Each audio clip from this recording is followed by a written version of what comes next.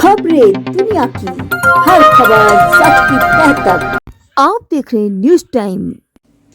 नमस्कार, आप देख रहे हैं न्यूज टाइम। खबरों के इस बुलेटिन में आपका स्वागत है। चलते हैं खास खबर की तरफ। अज्ञात सूत्रों से पता चला है कि सीनियर गायनेकोलॉजिस्ट डॉक्टर संगीता के द्वारा सहूलियत न होते हुए भी सफल 200 पार ऑपरेशन किए गए। वहीं मीडिया द्वारा डॉक्टर संगीता शर्मा से बातचीत कर परेशानियों के बारे में विस्तार से पूछा गया।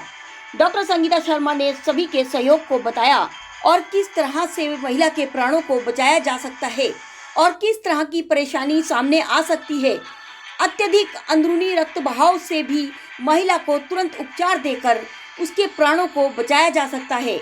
आइए देखते हैं हमारे संवाददाता राजेश कुमार की यह खास खबर। सूत्रों से हमें पता लगा है कि आपने यहाँ पर 200 से भी पार सफल ऑपरेशन किए हैं। इन ऑपरेशन करने के दौरान आपको किन किन कठिनाइयों का सामना करना पड़ा? यहाँ बिल्कुल सही, जिस अज्ञात सूत्र ने आपको बताया बिल्कुल सही। 200 क्रॉस कर लिया मैंने यहाँ पे सर्जरी, जो सिजेरियन सर्जरी। तो इसके लिए आपका शुक्रिया, बधाई देने के लिए। यूजुअली जो मुझे समस्याएं कई बार आती है ब्लड की आती है, कई बार बहुत क्रिटिकल पेशेंट आते हैं, दूर दूर से पेशेंट आते हैं, पहाड़ों से पेशेंट आते हैं जिनका हीमोग्लोबिन बहुत कम होता है, एनीमिक पेशेंट होते हैं। उसमें थोड़ा सा सर्जरी करने में, सिजेरियन करने में थोड़ा सा दिक्कत मुझे महसूस होती है। तो ब्लड मंगाना पड़ता है, उसके लिए ब्लड का अरेंजमेंट करना पड़ता है। और कई बार बहुत क्रिटिकल पेशेंट आते हैं जिसमें हमें पेशेंट की धड़कन सही से फीटल डिस्चार्ज जिसको हम बोलते हैं, तो उसके लिए कई इस तरह के जो केसेस होते हैं जिनका बहुत ज़्यादा ब्लड प्रेशर होता है, क्लैम्पिया पेशेंट होते हैं, उन पेशेंट्स को मैं मेरी मैक्सिमम कोशिश रहती है कि रेफ़र ना करूं। लेकिन फिर भी कई पेशेंट होते हैं, 2 से 4%, 5% पेशेंट जो है मैं रेफ़र करती हूँ हाई सेंटर देहरादून के लिए, रेफ़र करती हूँ मेडिकल कॉलेज के लिए रेफ़र करती हूँ। तो बस यही सब रहता है। लेकिन मेरी कोशिश रहती है, पूरी कोशिश रहती है कि पेशेंट को मैं मेडिकल कॉलेज ना भेजूँ। खुद से अपनी कोशिश करती हूँ। मेरी पूरी टीम बहुत अच्छी है, ओटी की जो टीम है। और यहाँ पे सभी का बहुत सपोर्ट है। इन सब लोगों की वजह से ही मैं यहाँ पे ये सर्जरी कर पा रही हूँ। तो मैम सुनने में आया है इस तरह से कि महिला को यदि इंटरनल ब्लीडिंग हो जाती है स्टार्ट, तो उसका बचना नामुमकिन होता है। तो मैम इसके बारे में बताइए, क्योंकि बहुत सी भ्रांतियाँ फैली हुई हैं इसके लिए।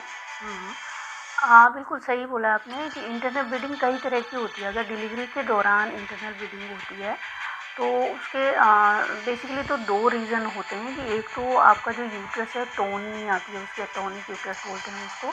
दूसरा ट्रोमेटिक होता है कि टीयर हो रखा, मतलब आपने एपिड्योटमी लगाई, इस तरह से जो ब्लीडिंग हो गई, आपने सिजेरियन के दौरान आपकी कोई आर्टरी वाटरी में कट लग गया, तो उस तरह की केसेस में ब्लीडिंग नहीं रुकती है, जो प्रेगनेंसी वाले केस होते हैं।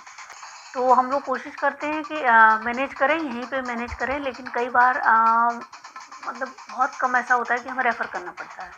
तो हाँ, ये भ्रांतियाँ नहीं है, ये सही है।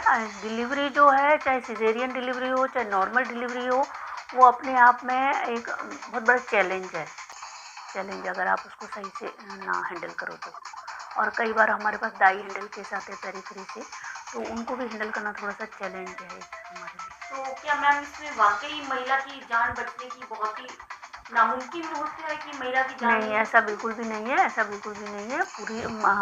पूरी चांसेस होते हैं बचने के, अगर आप उसको टाइमली ट्रीटमेंट करो, टाइमली आप उसको रेफ़र करो सही जगह, तो पेशेंट बच जाता है। Thank you. हमारे साथ जुड़े रहने के लिए चैनल को सब्सक्राइब जरूर कीजिए और बेल आइकन जरूर दबाएं।